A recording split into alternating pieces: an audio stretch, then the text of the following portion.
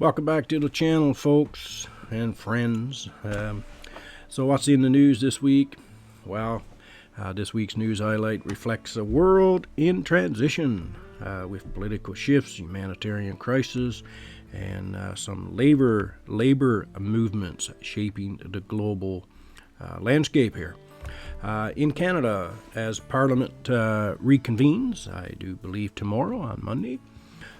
No, maybe not. I think it's the 16th, actually. Parliament reconvenes. Political tensions are rising in Ottawa.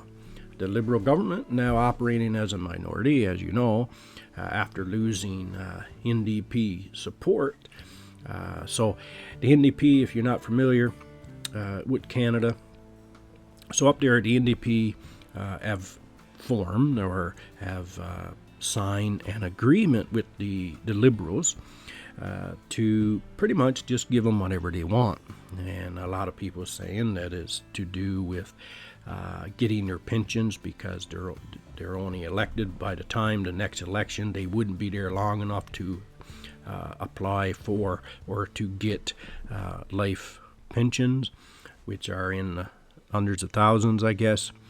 And so this week, the NDP leader, Jagmeet Singh, have said that he have tore up that agreement. Now, a lot of people in Canada, if you ask them what they think about that, they will say that it's a ploy, it's a scam, it's just a cover-up to the by-elections, because they know they're in trouble, and if they know that the people do not want the Liberal leadership. So the NDP is saying, I'm going to tear up this agreement, and hoping that the by-elections will go into their favor. The people will say, oh, okay, so he's going to tear up the agreement, the Liberals won't have power, and we can just vote as we want, like we can vote him back in. That's what he's thinking, apparently, by the thoughts of a lot of people. So Polyev have come out and said he wanted him to sign up or tear up that agreement before the by-elections, and he hasn't done that yet. It's just lip service so far as of this particular podcast. So and I agree with Polyev on rare occasions, but this one I do believe that definitely he should tear this agreement up before the by-elections and let the people know that it's a certainty. Other than that, it is what it is. So when they get back in Parliament, there is some issues that's going to the NDPs is kind of concerned about, I guess, on the agreement. When they signed that, their pension was one, then pharmacare bill was another, and an online content regulation, which harassment bill or something, which really was, a lot of people say it was a cover up to kind of just control what's being put on the internet. If it's any negativity, or whether it's true or even if it is true, they don't want any negativity against the government, the leaders. So it's just a ploy, a lot of people say, to control that part of the internet. So they're saying that it could trigger a early election, and I guess they will see in Canada if that's the case. Air Canada pilots are they're pretty close to being on strike, which could impact air travel across all of Canada as negotiations between pilots and the airline reach a critical juncture. The strike could affect over, they say, 100,000 passengers per day if no agreement is reached. So they're asking for better pay, like everybody seems to be asking for these days. Talking about strikes. Moving on to the U.S., Boeing workers in Washington and Oregon have launched a major strike, the first in 16 years. demanding better wages and improved safety measures. The strike, which affects more than, I think it was 33,000 employees, has halt production of key aircraft, and including you may have heard of this one in the news recently, the 737 MAX line. Meanwhile, the political landscape is dominated by ongoing legal challenges involving former President Donald Trump, who now faces 8 charges in Georgia election subversion case. So that's the news in the U.S. But I will say this. I think Boeing offered 25% increase in pay, and they want 40%. Now, I understand why they may be asking for this, almost a half of their wage increase. It's unheard of in my realm, but I can understand why they're asking for that. Hear me out. It is a vicious cycle. They're asking for that because we all know. I mean, unless you're in the government, work for the government or something like that, the average person knows. It's hard to make mortgage payment, car payment, property taxes, paying for gas, and even groceries. So, I mean, in Ontario, there's a 69% of the people, according to the news release, that accessed food banks last year. So, I mean, when you look at things like that, it's easy to see why somebody would say, I need more money. I don't care, what happens. I just need more money. And I understand that. And but the real problem is the people should be forcing the government, not by violence. Absolute, never do violence against anybody, political or personal. It's a no-no, blah, blah, blah. We all know that. But what I'm saying is, I don't exactly know how, but to make the government realize that taxing the citizens to death so you can give away the money or steal it, let's face it, okay? This may be censored, but I don't care. Giving away, stolen, just lost. There's money that the government have just lost, and they think the taxpayer should be happy with that explanation. That's where it should be started first. Inflation, government spending, reckless spending for no reason, stuff like that, printing money just because you want to give money away. That stuff got to stop, and it would be better for the people.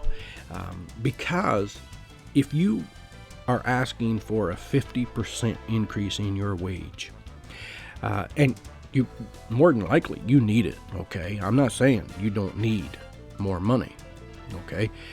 But what I'm saying is that increase, 50% increase, is just going to be added on to the products, whatever product that is. So if your product goes from, we're talking about Boeing, but let's just, simplify it. Let's just say, because not everybody is going to buy a Boeing plane, okay? So let's just say a pound of butter. A pound of butter is $3, okay? Now, instead of $3, now that pound of butter is, $6. It never goes in correlation. If the manufacturer or the employer got to increase 50, it'll increase probably 70% on the product. It's never the same. They don't keep it proportionate, okay? So that's just that item. If a wide range of items are like that, your car is more, your groceries is more, it just goes up. So that 50% increase that you got in your wages, you're still going to be the same or worse off. Okay, it's just the way it works. It's a vicious cycle, unfortunately. The governments is just refusing to look at their part of this. So that's my rant on that. But let's talk about a little bit of the world news. Ukraine-Russia conflict. It's in the news all the time. We all have our views and ideas of the conflict. I think it's terrible. I think it's bad. I think it shouldn't be happening. I also don't believe that a country should be taxing its citizens to death to give away the money.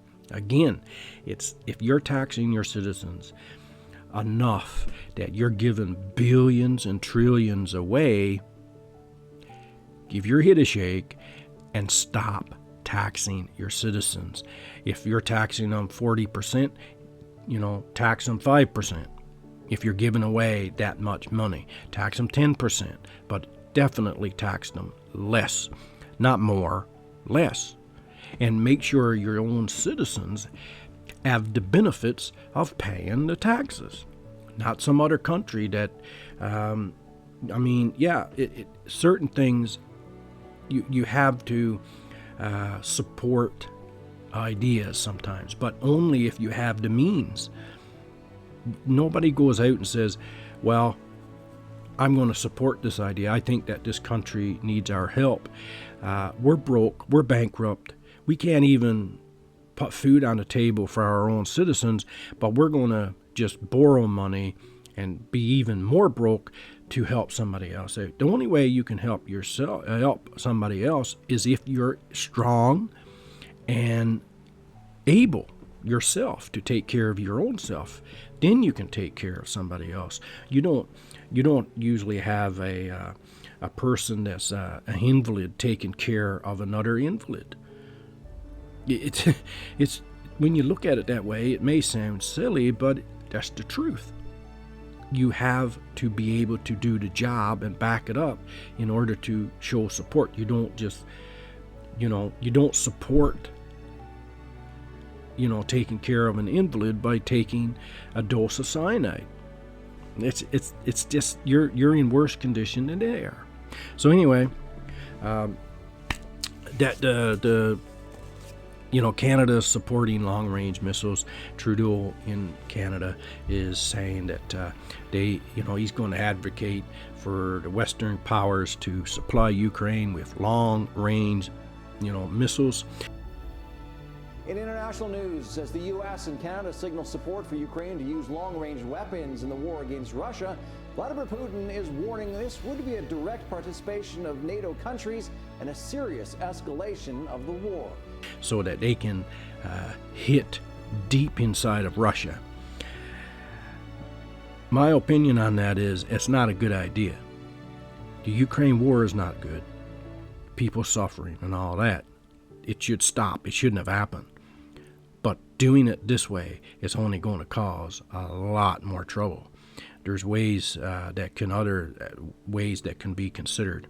Not, you got to consider the safety of your people. The United States and Britain and those countries, Finland, and going to start supplying missiles to Ukraine to hit deep inside of Russia. Then you're forcing the hand of Russia to do something even more insane than what it's already doing. And if you're not prepared for that, that's a stupid idea. So anyway, that's the opinions on that. Flooding in Nigeria. Nigeria faces a deepening humanitarian crisis following the collapse of the Alu, I don't know how you say that, dam, which caused widespread flooding and displaced thousands. This disaster exacerbates existing problems related to armed conflict, economy instability in regions like Borno State. Iran is in the news again. It's always in the news for human rights, but it's particularly in the news now about women's rights. Now, a couple years ago, if you remember, there was a mass protest in Iran for the rights of women. Now, since then, the Iranian government has intensified its crackdown on anyone or the idea of women's rights and women's rights activists. The UN and global human rights groups have voiced strong concerns over the increasing repression of women's rights in Iran. Anyway, folks, that's a little bit of the news this week. Take care of each other. Keep a firewall up in your brain, between your two ears and your eyes. And do a little thinking whenever you see or hear something that sounds a little kinky. Till next time, guys.